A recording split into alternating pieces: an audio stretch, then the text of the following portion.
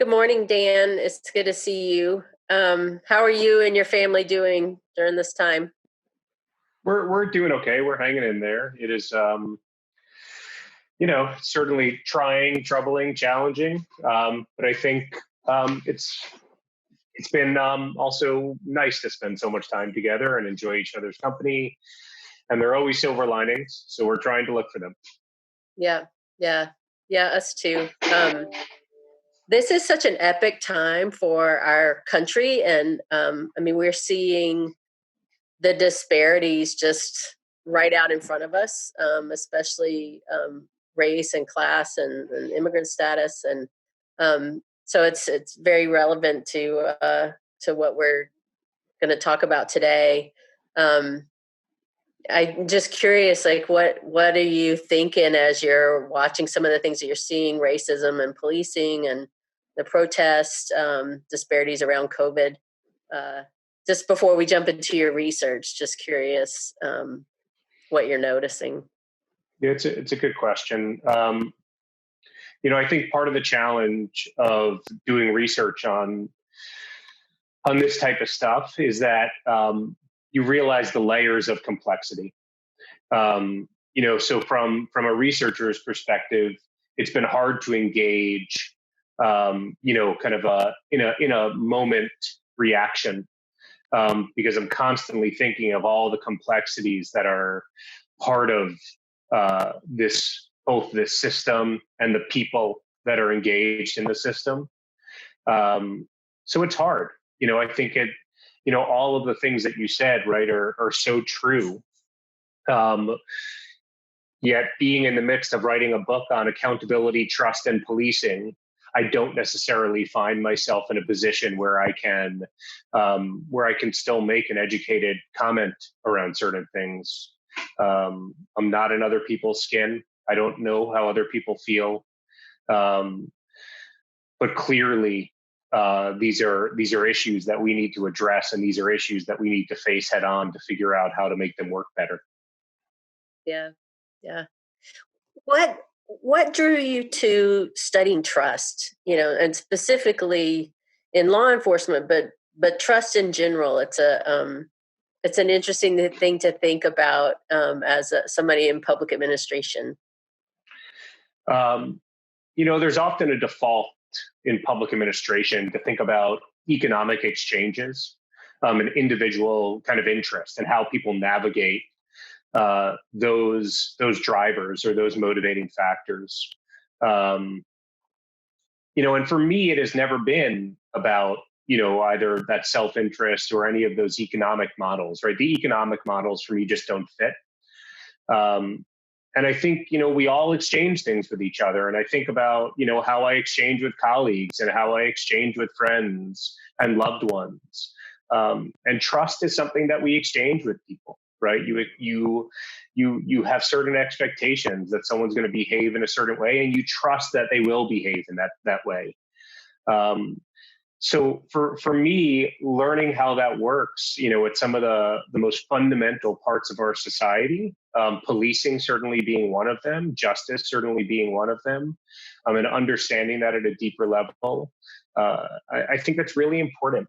And I think that we need to start thinking about those frameworks to help us move forward, as opposed to frameworks that isolate individuals and drive behaviors based on individual self-gain. That's I hadn't really thought about the exchanging of trust in quite that way. So that's kind of a neat way to say it and to put it in that frame. So tell us about your research. I know part of it, looks at body-worn cameras. And I think that a lot of people assume that if all the officers had cameras on, that would save us a lot of trouble. Is that true? I wish I could just say yes or no. Yeah. I think it will save us. It would give us one perspective. There's an article that was written, and I won't cite the author, but I'm happy to share that at some point. The author says it's basically like trying to watch a baseball game through a straw. you get one shot, and you typically don't see everything that's happening around. And that's not to say that we can't learn anything from body-worn cameras. I think there are instances where we can learn a lot. I think when you look at a cell phone camera versus a body-worn camera, you could see how that picture widens even a little bit more, and we understand a little bit more. But no, ultimately, I don't think body-worn cameras are the answer. I think they are a tool to help us achieve accountability, but by themselves, I think that they would fail miserably at delivering accountability. And I think, when we put all of our eggs into that basket of body-worn cameras, we're really not focusing on the fundamental challenges that we have right now. What are some of those fundamental challenges, and what are you learning in what you're studying and researching right now?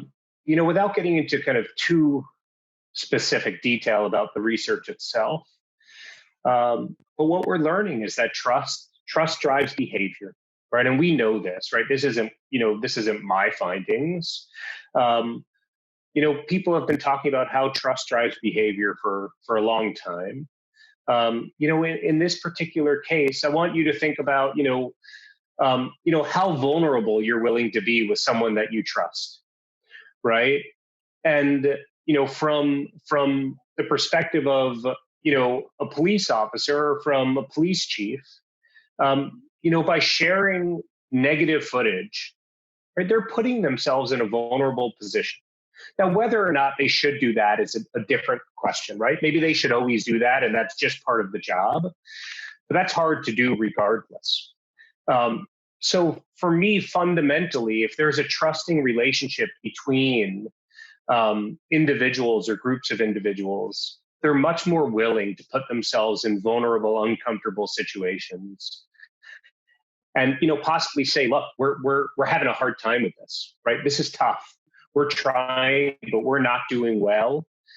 We need your help to get us where we need to be, or we need to learn more on ourselves, right? We need to put that burden on ourselves to figure this out. But when there's that basis of trust there, I think individuals give themselves more time to do that, and are willing to be more vulnerable. Has anything been surprising in your work so far? We're finding, give you a bit more detail about what we're doing.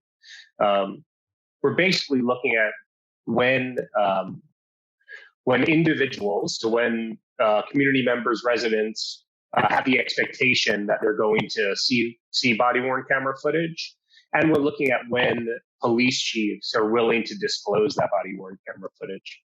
We're learning that citizens don't necessarily have as much faith in the police to disclose information as they might say. But we're learning that when police chiefs trust their communities, they're willing to share. And they're more open about that. So whether that's surprising, I don't necessarily know if it's surprising per se, but it is, I think it might change behavior. And I think from our perspective, it's just another piece in the puzzle that we're trying to figure out. So we're moving in a direction of understanding this relationship better. I think fundamental, what I would just say is, accountability is a relationship, right? So I could look on my Facebook feed, people could look on, the news feeds that they get, and there are calls to hold people accountable. And I think that's all well and good. And I think that, people should be held accountable. But if we think about accountability as fundamentally being a social relationship, a relationship where you have expectations for me to behave in a certain way, and I have expectations for you to behave in a certain way, that changes things a little bit, right? First, we need to articulate what those expectations are. And we need to say, this is what we want from you. And people have been saying that and are saying that over and over again. And we need to be responsive to that and then join in that relationship. So from my perspective, we can't just say they need to be held accountable or someone needs to be held accountable. We need to articulate what that means and then ensure that we have systems that can do that. Yeah, in a way, just to bring us to today again, with your talking about relationships, I believe, change comes from all directions. So that people are working inside law enforcement to improve things matters, and that people are working outside, demanding change matters. And so you're talking about that, what that relationship can look like, in a community. I know for New Hampshire Listens is kind of at that intersection that we sometimes, try to play a role. Anything else, when you think about your research contributing to what we're struggling with today, anything else kind of stand out to you, or? I would actually just had a conversation with a colleague of mine who I was working with on this. And he makes the point, and it's a good point, I think, that, police officers often are the back end of a system that's not working. And they're frequently dealing with problems. And this isn't particular to, our current situation, and certainly not, some of the current incidents that we've been witnessing. But frequently they are dealing with a system that has had multiple failure points, right? That people, especially vulnerable populations, have been failed on multiple accounts. And we hold those police officers to such a high degree of accountability. They're what we call highly reliable organizations. A highly reliable organization is an organization that if it messes up, there are problems. You think of a pilot. They're flying a highly reliable organization, right? You can't mess that up. And police officers are often in a very similar situation. And that's not to excuse behavior. That's simply to say that there's a microscope on that behavior, because it is so important, and it needs to be perfect frequently, and sometimes it's not. And here, reliable means we rely on it to be exceptional. To have that high standard, yeah. Yeah, because when you mess up, lives are lost, right? And that is kind of the utmost pinnacle of a highly reliable organization. So my point is that along the way, there are so many different systemic failures that allow things to keep seeping and dropping through the cracks. And we need to address those failures earlier in the system, and not just simply when they, when they get to police behavior. We need to address those systemic issues, from the start. Yeah. Well, I this is really fascinating research and very applicable. I think I appreciate, especially just digging into trust at a time when, and for a while, trust has been decreasing and really challenged. So I appreciate you talking with us about it, and saying a little more about what you're working on. Yeah, I mean, I appreciate the conversation, Michelle. And before you sign off, I mean, your work very much deals with this as well, right? I mean, and we don't need to get into all of what New Hampshire Listens does, but I mean, I think, and I think what I've heard you say in the past, I'm kind of curious for you to reflect on, is that trust actually is quite prevalent in a lot of the conversations that you're having. And sometimes at the local level, you actually see heightened trust between community members. And maybe that's not accurate of right now. Maybe it was a year ago. I don't know. But I'm kind of curious as far as what you're seeing in all the conversations that you're holding, all these roundtables you're doing. Is it prevalent? Is it gone? I guess the thing that stands out to me right now is that for the people who don't want to be in the room and don't want to have that conversation, that's probably the toughest place to try and repair trust. but that some pretty challenging conversations happen between the people who do join and, get in the room or join together and have the conversation, and it has an impact.